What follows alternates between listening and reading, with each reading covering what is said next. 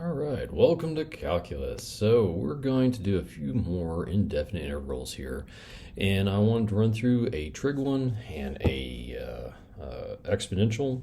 Actually, I think it's logarithmic is the one I was going to be working on, just to kind of make sure that you see these. Now, one of the things you want to make sure that you do is that there's almost always a table of of basic integration rules and derivative rules. You probably want to spend a little bit of time just kind of finding those and memorizing at least your basic trig ones. And there are a few of them like arc tangent and tangent squared and a few of those others that you want to make sure that you're familiar with in both directions. Tangent squared is one we're going to work on here, and it's actually easier than you think. But there are others that you want to spend some time on and look through because it will make your life a little bit easier.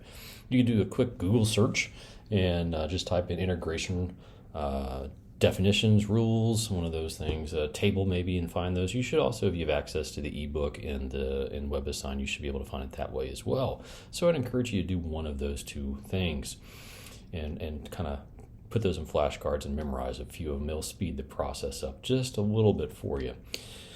Now, the next thing though is how do we actually deal with this one? Now, there's some tricks that we'll learn in the coming sections that might give us an alternate way of doing this one, but this is we can do this without doing that. What we can do though is, or what we're going to need to remember is that integration when we're integrating trig, a lot of times we might need to use trig identities in order to do this. Now, this one in particular, this tangent squared theta is actually connected to our Pythagorean identities.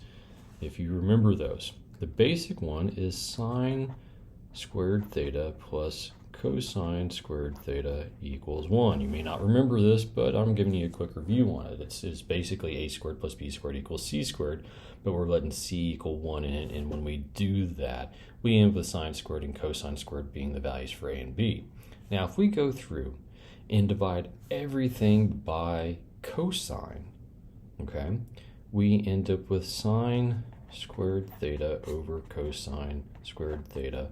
Cosine squared over itself is 1, and then this piece over here, it would be 1 over cosine squared theta, right? So at this point, we now have tangent squared theta plus 1 equals secant squared theta. Now that's actually useful to us because now we can rewrite this as tangent squared theta is equal to secant squared theta minus 1. So I can rewrite this because they're equivalent. I can rewrite this as 1 minus secant, the integration of secant squared theta minus 1 d theta. I had those backwards as original how I was writing that a second ago. Now, secant squared, we actually know the integration of. The integration of secant squared, oddly enough, is tangent of theta, all right?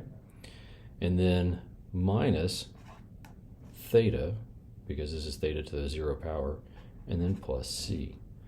So as weird as it may seem, is when we do that process, this is where we end up with. Now, if you were just do this derivative, you wouldn't necessarily get directly back to tangent squared. You'd get to secant squared minus 1, which is equivalent to tangent squared. So some of you think that's a bit of a stretch when we would do that. Well, yes, maybe not. Just be aware of the process. Now, here's another one. This one's simple. Integration of 7, well, that's 7x. Integration of 5 to the, what do we do with that? We add 1 to the exponent when we divide by that? We can't do that, can we? No, we can't. But what we got to remember is that when we do the derivative, if you think back, what's the derivative of a to the x power, right? If the variable's up there and this up there, well, that becomes ln of a times a to the x power times dx. Now, if that x piece right there is just an x, then dx is 1, and then we have a to the x and we have ln of a. So that's its derivative, right? So we're going the other direction with this. So let's think this through for a second.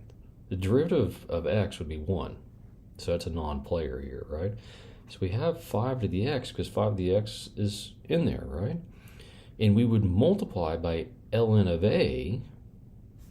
Well, we don't have ln of 5 here. So that means that ln of 5 has to be in the denominator in order for it to have canceled out. And then plus c. So when we do the integration of a